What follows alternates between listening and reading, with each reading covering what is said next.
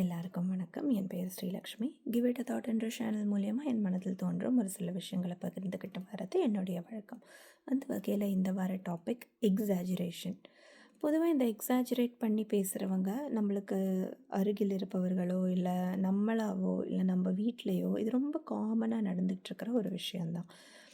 இதை பற்றி என்ன பேசுகிறதுக்கு இருக்குதுன்னு பார்த்தீங்கன்னா, இது ரொம்ப கவனிக்கப்பட வேண்டிய ஒரு டாபிக். ஏன் அப்படின்னா, பொதுவாக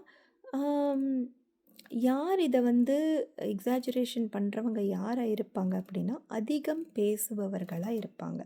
அதிகம் பேசுபவர்கள் எதற்காக அதை எக்ஸாஜுரேட் செய்யணும் அப்படின்னு பார்த்தீங்கன்னா, there is a very intricate thing which is hidden inside. என்ன அது அப்படின்னா, அட்டென்ஷன் சீக்கிங். பொதுவாக நம்ம வீட்டில் நம்ம குழந்தைங்க ரொம்ப அதிகமாக பேசுகிறத நம்ம பார்ப்போம். அதாவது ஒரு வயசு 2-2.5 வயசு தாண்டின பிறகு பிளா பிளா பிளா பிளான்னு நல்லா நிறைய பேசுவாங்க. அதை கேட்பதற்கு நம்மளுக்கு நேரம் சற்றே இந்த காலகட்டங்களில் குறைவாக இருக்குது. இது மறுக்கப்பட முடியாத ஒரு உண்மை. அப்படியே இல்லைனாலும் ரிப்பீட்டேட்டிவாக பேசுகிற குழந்தைங்கள நம்ம சற்றே கொஞ்சம் ஒதுக்கி வைக்க ட்ரை பண்ணிட்டு தான் இருக்கோம். ஏன்னா நம்மளோட சூழல் அந்த மாதிரி இருக்குது. இல்லை யாரையும் குறை சொல்லுவதற்கோ இல்லை யார் மீதும் பழி போடுவதற்கோ இல்லை. ஆனால் நம்ம இதை செஞ்சுக்கிட்டு தான் இருக்கோம். பொதுவாக ஒரு குழந்தை, அதுவும் வெளிநாட்டு வாழ் குழந்தைகள், எஸ்பெஷலி யூஎஸ் போன்ற இடங்களில் போலி செய்தல் அப்படின்னு ஒரு விஷயம் இருக்குது. அதாவது ஐடென்டிட்டி கிரைசிஸ் காரணமாக ஒரு அமெரிக்கனை பார்த்து ஒரு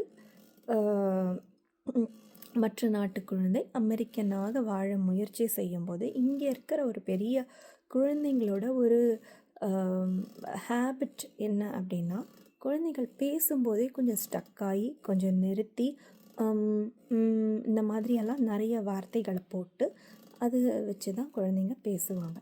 இதே மாதிரி தான் நம்ம குழந்தை செய்வாங்க. இதற்கு யூஸ்டு ஆன அமெரிக்கன் பேரண்ட்ஸ் அதுக்கு அவங்க அதை அந்த போக்கிலேயே விட்டுருவாங்க. வேறஸ் மற்ற நாட்டுகளில் இருக்கிறவங்க இதை யூஸ்டு ஆகாதவங்க இது இப்படி இருக்கும்போது ஒன்று சட்டுன்னு கோவப்பட்டுருவோம். ஏன்னா நம்மளுக்கு வேறு வேலை இருக்கும்போது அந்த குழந்தை நிறுத்தி நிதானமாக பேசுகிறப்போ நம்ம ஒரு கோவத்தை வெளிப்படுத்துவதற்கான வாய்ப்பு அதிகமாகவே இருக்குது. அப்படி இல்லைன்னா ரிப்பீட்டேட்டிவாக ஒரு விஷயத்த சொல்கிறப்போ நம்ம இல்லை இதை சொல்லாத, இப்போ தானே சொன்னேன், இந்த மாதிரியெல்லாம் நம்ம குழந்தைங்களை புறக்கணிக்கிறது அதிகமாகவே இருக்குது.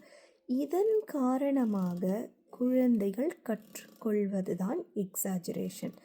இதை பண்ணி தான் ஒரு சிலர் பார்த்திங்கன்னா, நம்ம இதுக்கு முன்னாடி இருந்த ஜென்ரேஷன்லேயும் சரி, நம்ம ஜென்ரேஷன்லேயும் சரி, இது ரொம்ப கொஞ்சம் அதோட சதவிகிதம் கொஞ்சம் கூடுதலாகவே இருந்திருக்கலாம். ஏன்னா இப்போ இருக்கிற குழந்தைங்களுக்கு அது அதற்கான வெளிப்படுத்தும் தன்மை வேறு விதமாக பண்ணும். ஒன்று அவங்க போய் ஃப்ரெண்ட்ஸ் கிட்ட சேட் பண்ண ஆரம்பிச்சிருவாங்க.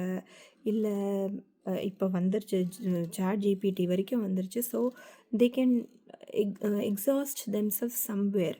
பட் அகெயின் ரியல் பர்சன் ஒரு ரியாலிட்டி ஹிட் ஆகும்போது அவங்க அந்த அட்டென்ஷன் சீக்கிங்கை எப்படி பண்ணுவாங்க அப்படின்னா, சின்ன சின்ன விஷயங்களை எக்ஸாஜரேட் பண்ணி சொல்லுவதன் மூலம் ஒருத்தரோட அட்டென்ஷன் அவங்களோட கவனத்தை ஈர்ப்பதற்காக அந்த விஷயத்தை அப்படி பண்ணுவாங்க. இது சின்ன குழந்தையிலேருந்தே உண்டு. நீங்கள் பார்த்தீங்கன்னா, ஒரு குழந்தை ஓடி ஆடிக்கிட்டு இருக்கும்போதே தன்னுடைய அப்பா அம்மா தன்னை கவனிக்கணும்னு எல்லா குழந்தைங்களுக்கும் அந்த எண்ணம் எப்போவுமே எண்ண ஓட்டம் இருந்துக்கிட்டே இருக்கும். ஆனால் நம்ம அதை பெருசாக கண்டுக்க மாட்டோம். எதையோ ஒன்று போட்டு உடைக்கும் போதோ ஒரு சத்தம் வரும்போதோ அந்த குழந்தைக்கு உடனே இமீடியட்டாக அட்டென்ஷன் கொடுப்போம். இதை அந்த குழந்தை சின்ன வயசுலேருந்தே கிராப் பண்ணிக்கிட்டு யூஸ்டு ஆகி எந்த ஒரு சின்ன விஷயத்தையும் பெரிதாக செய்யும்போது தான் நம்ம கவனிக்கப்படுறோன்றது அந்த வயசுலேருந்தே பதியறதுனால தான் இந்த எக்ஸாஜுரேஷன் மோடுக்கு உள்ளாகிறதுன்றது வருது.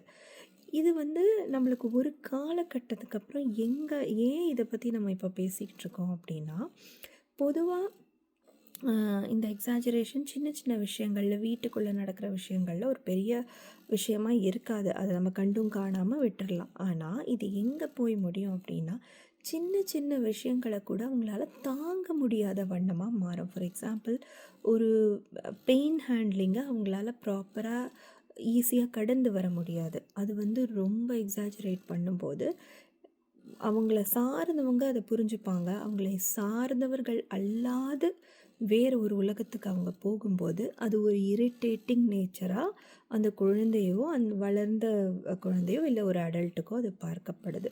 இப்படி நம்மளோட ஒரு கேரக்டரையே அசாசினேட் பண்ணுற அளவுக்கு ஏற்படுத்தக்கூடிய இந்த விஷயம் நாளைக்கு மற்றவர்களுக்கு ஏதாவது ஒன்று நம்ம போய் சொல்லும்போது அவங்க எப்பவுமே அதை அப்படி தான் எக்ஸாஜரேட் பண்ணி சொல்லுவாங்க. அதை ஒன்றும் பெருசாக எடுத்துக்க வேண்டான்ற மாதிரி எங்கே அட்டென்ஷன் சீக்கிங் ஸ்டார்ட் பண்ணதோ அதே விஷயத்துக்காக சுத்தமாக அட்டென்ஷன் கட் ஆகிற மாதிரியும் ஆகிடும். நம்ம மேலே ஒரு கவனிப்பே இல்லாத மாதிரியும் போயிடும். ஸோ இதனால் எங்கேருந்து இது துவங்குது அப்படின்னா, குழந்தைகள் பேசும்போது அவங்க என்ன பேசினாலும், எப்படி ரிப்பீட் பண்ணி பேசினாலும், எவ்வளோ நிதானமாக பேசினாலும், எந்த கோணத்தில் பேசினாலும் அதை ரசிப்பதற்கு நம்ம ஆரம்பித்து விட்டோமே ஆனால் அங்கேயே நம்ம குழந்தைங்களோட பர்சனாலிட்டியை ப்ராப்பராக ஷேப் அப் பண்ண முடியும்.